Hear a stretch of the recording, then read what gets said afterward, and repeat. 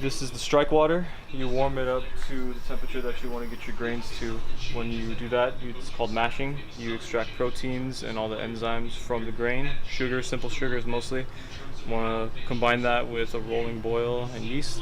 That's how you make beer. Very simple.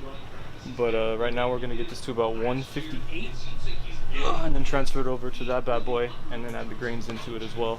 And let it sit for another hour so it abstracts everything from it. Some boils can go for 2 hours, some boils can go for 3 hours, but this is a relatively simple IPA. Should last about 3.5 to 4 hours. Should be done by noon, maybe 1 o'clock at the latest, depending on how things go.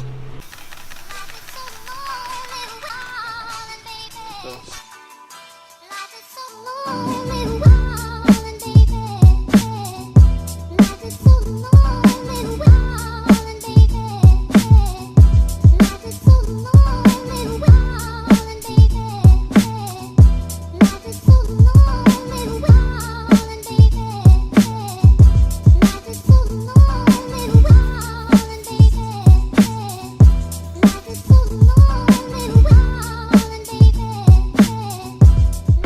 Yeah, fuck man. I didn't even think about that though. Where are we going? Ace Hardware. Gotta get some paint strainer bags so we don't clog our plate chiller. That piece of ass over there. Fuck.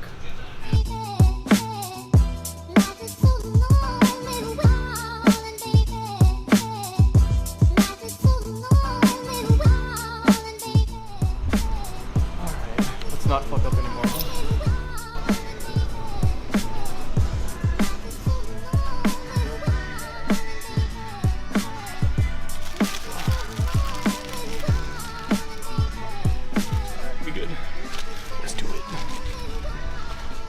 Thank you. Okay.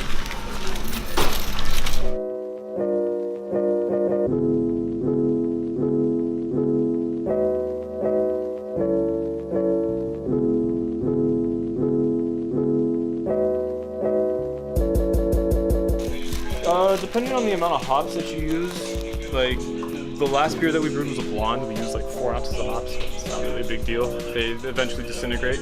But with this, we're using about 9 ounces, so it might not disintegrate. So when you're chilling it, you have the cold water circulating through one part and the wort circulating through the other. And what happens is the residue that's on the bottom of here gets sucked in and it clogs the plates. So the way that this is designed is how the stuff flows out of it. So it goes down like this, but they never hit each other because they're like staggered. So if the hop residue gets clogged right here, it's just gonna stick right there and nothing's gonna come out. And it's happened to us a few times and it's very frustrating. First time it happened was the black IPA. Yeah, that beer was a mess anyway though, so we definitely doomed. We used way too much dark malt.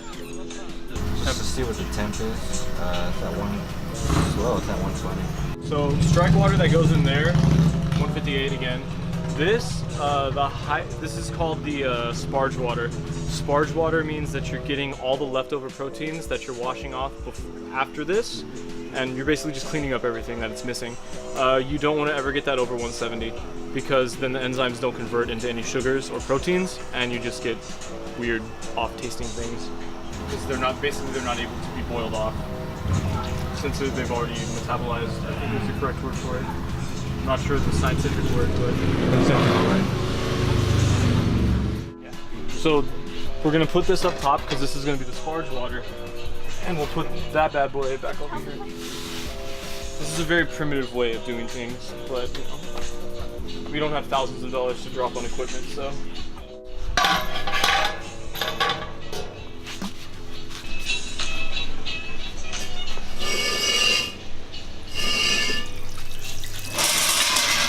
The most important part of sparging is keeping the water above the grain bed. That way it's a constant flow.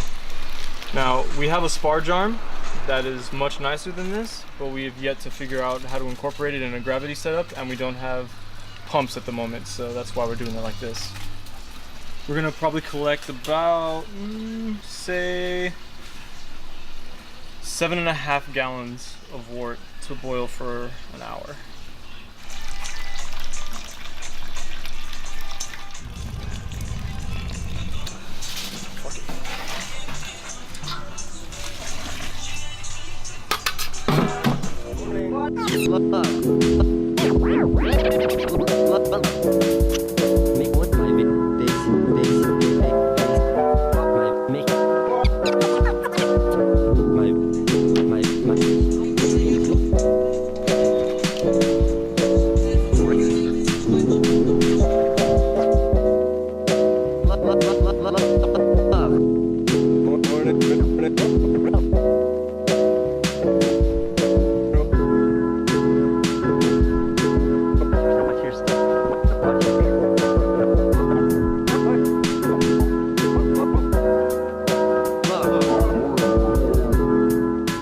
So what we're doing now is we're keeping the temperature at about 210 and extracting all the oils from the hops, and we're getting as much from it as we can without actually boiling it, so you're going to get softer flavors instead of like harsh bitter flavors.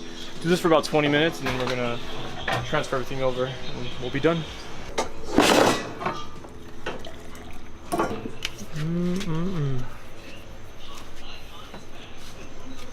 Oh yeah, it smells delicious. So this is a sample and you're taking the gravity. The gravity is essentially the depth of the beer. However much gravity there is, times the amount of sugar and yeast, is the amount of alcohol that you will have. So right now, because it's hot, you're not going to get an accurate reading. But when it starts to cool down, it'll recalibrate. It needs to recalibrate for sure quite a bit.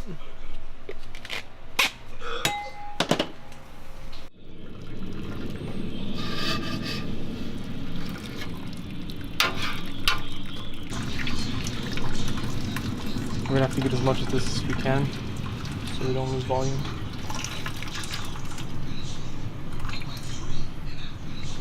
Hop residue. Oh, that smells good. Now we're done, so we're pretty much set. Now we just drain. What's that for? This is recirculated water that we recirculate through the pump. So we're gonna cool down this wort. The wort right now is at 190 degrees. We wanna get that at about 70 tops. So you put ice in here and you recirculate it through the plate chiller. Plate chiller cools it down, and then yeah, that's that.